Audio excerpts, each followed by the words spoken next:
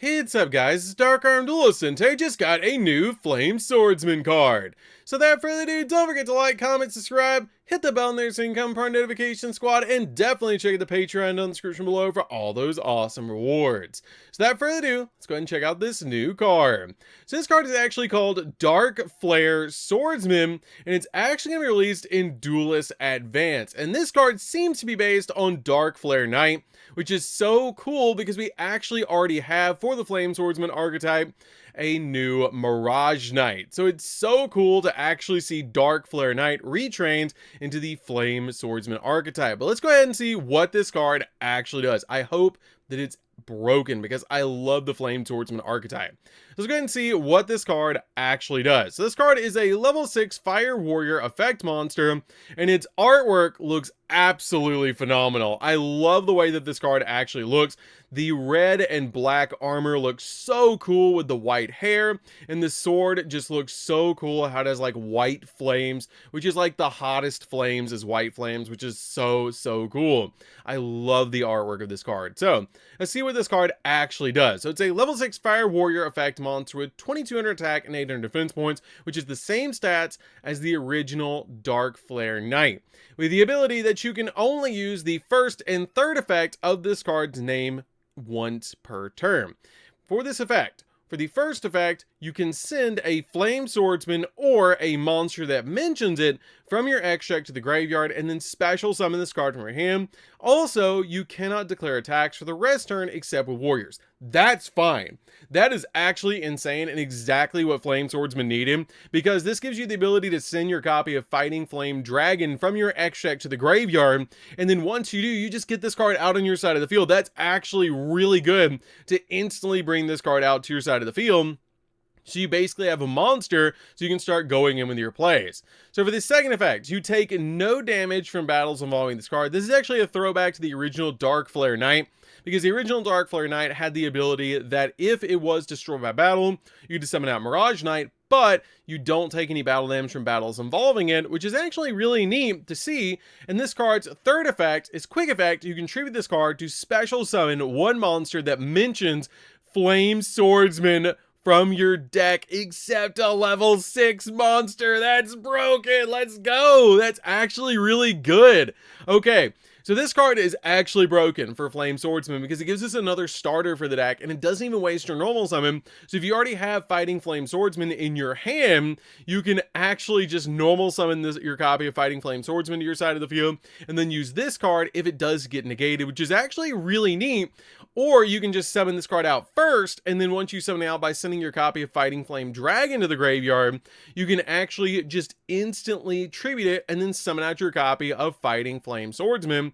So you can basically use your copy of Fighting Flame Swordsman to be able to get to your copy of Realm, and then Realm, and go full combo for your Flame Swordsman, which you guys should definitely check out the 3 combos you need to know to play Flame Swordsman, which I do have on the channel. But this card is basically going to be the first card that's going to be able to special summon out your normal summon now, because the effect of your Fighting Flame Swordsman, the level 4 monster, actually will go off when it's special summoned, which is insane. That's actually so good for the deck. It gives us 3 more starters for the deck. It makes it so you don't lose to one hand trap, because you can special summon this card out to your side of the field. You can link climb with it. It's a free special summon. It honestly makes me think a lot of Mathmech Circular. A little bit, but for Warrior. But it's really good. Like, it's not quite as good as Circular was, but it's pretty good, because giving you the ability just to be able to send a Flame Swordsman, or your copy of a Flame Swordsman, or a monster that mentions it from the extra deck to the graveyard as a free special summon, means this card is free. So you can basically play Fighting Flame Dragon, and then once you send your Fighting Flame Dragon, just summon it, and then just tribute it, or just leave it on your side of the field if you want to, and swing in, because you're not going to take battle damage from it at all. And then you also have the ability just to tribute it to be able to summon out that original Flame Swordsman or Fighting Flame Swordsman to your side of the field, which is insane. That's actually really good for the deck, because now we have an additional starter for the deck to be able to summon this card out. This card is instantaneously a 3-of in any Flame Swordsman deck, and it's really good as well well to be able to play alongside the Metal Flame Swordsman because it's a level 5 or higher warrior. So you can use this card in Metal Morph as well, because you can just send your copy of Fighting Flame Dragon to the graveyard and then summon this thing, and then it's a tribute, basically a tribute material to be able to summon out your copy of your Metal Flame Swordsman as well. So you can actually play a Metal Morph Flame Swordsman a little easier because of this card as well, which is really, really nice. This card is actually broken. There's so much good usage for this card in so many different decks to be able to play this card in Flame Swordsman and Metal Morph. You could play this card in Infernoble for a free specials. Oh my god, you could play this in Infernoble as well, because in Infernoble they're playing Red Layer as an additional special summon, but it's a special summon if you don't control a monster. This card does not care. So if you can afford one extra deck slot to be able to play a Fighting Flame Swordsman or just a regular Flame Swordsman, or a Fighting Flame Dragon or a Flame Swordsman, you can use this to be able to just instantly special summon out to your side of the field to be able to use it as one target for the deck, which is just gives you a level 6 body on your side of the field so that you can go in for synchro plays or use this card for link plays, which is actually really good.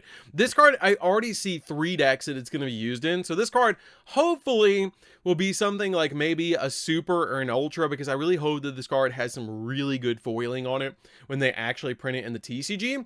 But I love this card. Dark Flare Knight was one of the coolest fusions in the entire original series, and I believe it was made during the Digital World arc, and it was never made again, which is so cool because they actually made this card with Dark Magician and Flame Swordsman, which is so cool to actually see another card like Dragoon that was a fusion between Joey and Yugi's ace monsters to be able to go into a really cool card so they could defeat the enemies that they were fighting, because they actually use this to be able to make Mirage Knight and then attack into 5-headed dragon, which is so cool. We do have one other card to cover as well, which was actually, I believe, revealed yesterday, but we're going to go ahead and cover it now. This card is called Spring, which is interesting, and it's actually going to be released in Duelist Advance as well. It actually looks really cool. I love the artwork. It's really serene. Like, you can see the cherry blossoms coming out, and it's really pretty. Like, the mist over the mountains or under the mountains is really beautiful.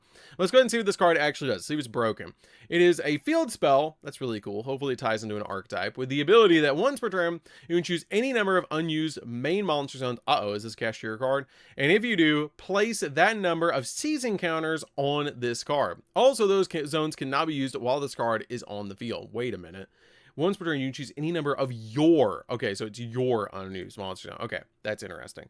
For the second effect, monsters you control gain 400 attack for each season counter on this card. Okay, so that's like 4, 8, 12, 16, 1600, I guess, that you could potentially get on a monster for a boost. That's actually pretty decent. Okay, and for the third effect, once per turn during your opponent's end phase, you can take a field spell from your deck that you can place a season counter on and place it face up on the field, but neither player can activate its effects this turn. And if you do, place all season counters on this card, on that card. That's actually interesting. Does that mean we're going to get an autumn, a winter, and a fall? Like an autumn, a winter, and a summer? That's actually really cool. I hope they actually do this. That's actually really neat. So we could actually eventually see an entire like archetype of just seasons. That's really cool, because you can actually, because it actually kind of ties in where you have different season counters that you can actually place on other cards. That's actually pretty cool.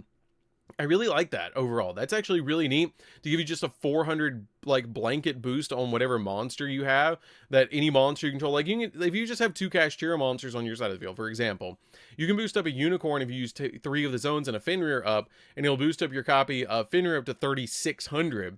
It'll boost up your copy of Unicorn to 3700, which is pretty good. And if you have just a monster in the extra monster zone, you can give a blanket 2000 attack points to any of your unused main monster zones, which is actually pretty good. That's actually pretty good. I wonder if they'll eventually release something like Auto Wins You the Duel. It's like all seasons, and you have to like put like 20 counters on it with all your season cards. That'd be really neat to actually see. But overall, really interesting card. I really like this card. I think it's got some really interesting uses, but it is actually really cool that it can like deck thin a little bit, because that last effect that once per turn, like it was okay. It was okay until this last effect, and then I'm intrigued, because it says once per turn during your opponent's end phase, take a field spell from your deck that you can place a season counter on and place it face up on the field, but neither player can activate its effects. And if you do, place all season counters on that card. So you can just use this card's first effect, place all the season counters on it, and then the next turn, place another one of these cards, because it doesn't say you can't use another copy of Spring. Just use Spring again, because it's springtime again, and then you basically just go into another play. And it's also kind of cool because they release 4 packs a year for this, so you can actually get one for every season and release them alongside the seasons as well, which is pretty neat overall. I really like this. This is actually really, really neat. So that's gonna do it for this one, guys. Overall, these cards are really, really good. This card is insane. This card, I think it's even better than I'm actually letting on to. I think this card is actually broken and just really, really good overall. So that's gonna do this one, guys. Don't forget to like, comment, subscribe, hit the bell near so you can come per notification squad. And I'll see you guys in the next video. See you later, guys.